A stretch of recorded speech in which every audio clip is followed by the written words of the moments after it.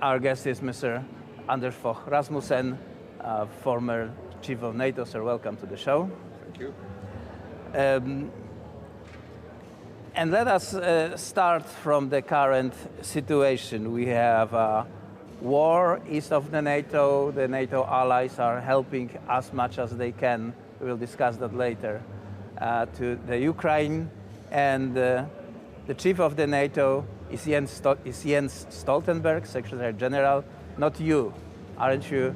Aren't you envy? Would you like to be in the shoes of Mr. Stoltenberg, who is 3 times a week in the major media, giving interviews all over and basically deciding on the fate of humanity in the next hundreds of years? I think Jens Stoltenberg is doing a great job as Secretary General of NATO. I've always liked all the positions I have occupied as Prime Minister of Denmark, Secretary General of NATO, and now I have founded Rasmussen Global, an international consultancy. So now I have the freedom to speak my mind. And I will do that in the run-up to the NATO summit in Vilnius next month. I will argue that time has come to extend an invitation to Ukraine to join NATO. And this is very much the question, my next question, because we see that there are conflicting views. First, we hear that this invitation will not be extended. Then we hear from France that yes, it should be done. The position of Poland, Baltic countries, and the countries of the eastern flank of NATO is obvious. So they are definitely, in the Churchillian speak, the bulldogs fighting under the rug. Can you identify those bulldogs and what are they actually fighting for? I think it's of utmost importance to keep unity within NATO.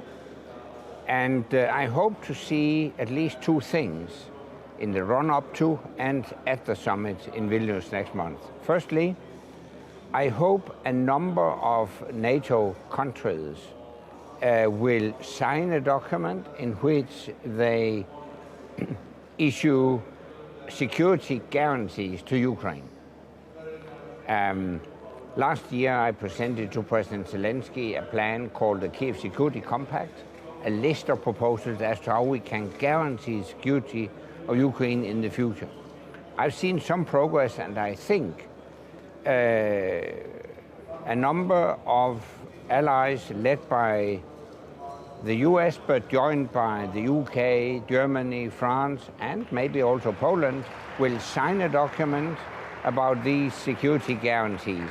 So that's before the Vilnius summit. And then at the summit, I hope that we can outline a clear path towards NATO membership for Ukraine. So if those 2 achievements could be realized at the Vilnius summit, I would consider that summit a success.